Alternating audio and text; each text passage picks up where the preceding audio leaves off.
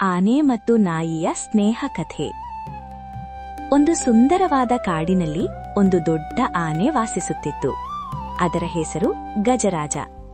ಅದು ಬಹಳ ಬಲಿಷ್ಠವಾಗಿದ್ದರೂ ತುಂಬಾ ಒಳ್ಳೆಯ ಹೃದಯ ಹೊಂದಿತ್ತು.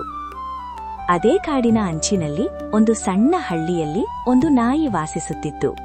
ಅದರ ಹೆಸರು ಚಿನ್ನು. ಚಿನ್ನು ತುಂಬಾ ಚುರುಕು ಮತ್ತು ನಿಷ್ಠಾವಂತ ನಾಯಿ. ಒಂದು ದಿನ ಚಿನ್ನು ಕಾಡಿನೊಳಗೆ ಹೋಗಿ ತಿರುಗಾಡುತ್ತಿದ್ದಾಗ ಅದು ದೊಡ್ಡ ಗುಂಡಿಯೊಳಗೆ ಬಿದ್ದಿತ್ತು. ಅದು ಹೊರಬರಲು ಪ್ರಯತ್ನಿಸಿತು, ಆದರೆ ಆಗ್ಲಿಲ್ಲ. ಅದು ಭಯದಿಂದ ಜೋರಾಗಿ ಕೂಗಲು ಶುರುಮಾಡಿತು. ಆ ಸಮಯದಲ್ಲಿ ಗಜರಾಜ ಅದೇ ರಸ್ತೆಯಲ್ಲಿ ನಡೆದು ಹೋಗುತ್ತಿದ್ದನು. ಚಿನ್ನುವು ಜೋರಾಗಿ ಕೂಗುವುದು ಅವನಿಗೆ ಕೇಳಿಸಿತು. ತಕ್ಷಣವೇ ಬಂದು ನೋಡಿತು. ಚಿನ್ನು ಗುಂಡಿಯಲ್ಲಿ ಸಿಕ್ಕಿಕೊಂಡಿತ್ತು.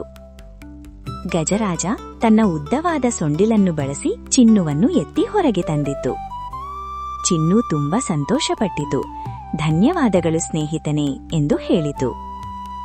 ಆ ದಿನದಿಂದ ಗಜರಾಜ ಮತ್ತು ಚಿನ್ನು ಒಳ್ಳೆಯ ಸ್ನೇಹಿತರಾದರು. ಅವರು ಪ್ರತಿದಿನವೂ ಒಟ್ಟಿಗೆ ಕಾಲ ಕಳೆಯುತ್ತಿದ್ದರು.